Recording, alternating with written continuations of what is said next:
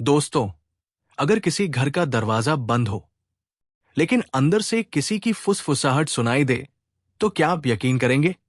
अगर कोई इंसान आपकी आंखों के सामने हो और अगले ही पल गायब हो जाए तो क्या आप इसे सपना मानेंगे या सच्चाई?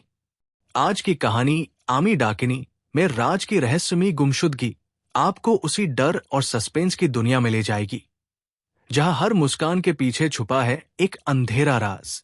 वीडियो शुरू करने से पहले कृपया हमारे चैनल को लाइक और सब्सक्राइब करें और लेटेस्ट अपडेट्स कभी मिस न करें।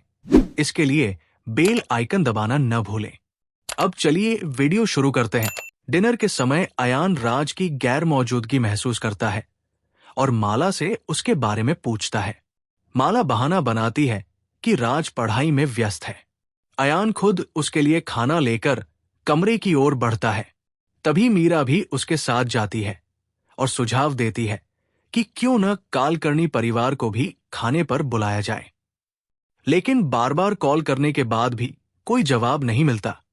जब वे मिलने जाते हैं तो डीडी कालकर्णी दरवाजे पर आकर कहता है कि उसके बच्चे सो चुके हैं। वो डिनर पर आने के लिए राजी तो हो जाता है लेकिन झूठ बोलता है कि बच्चों के लिए पहले से ही खाना बना दिया गया है।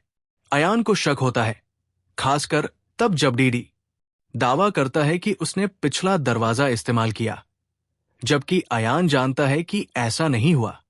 अयान अपनी शंका मीरा से साझा करता है, मगर मीरा उसे नजरअंदाज कर देती है और कहती है कि डीडी जैसे प्रोफेसर पर शक करना बेकार है।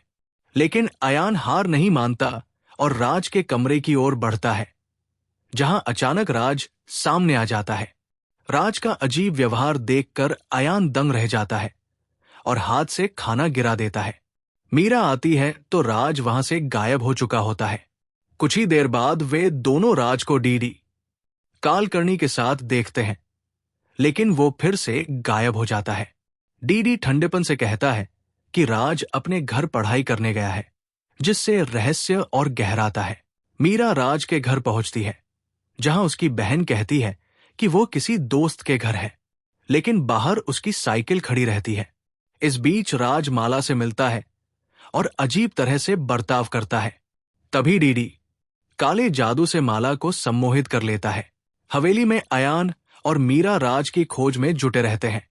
मीरा मदद करने का वादा करती है, लेकिन उसे झटका लगता है जब पता चलता है कि अयान हवेली के उस निषिद्ध कमरे में जा चुका है जहां डाकिनी की राख रखी है। उधर डीडी को एहसास होता है कि उसकी पत्नी सम्मोहन से मुक्त हो गई है।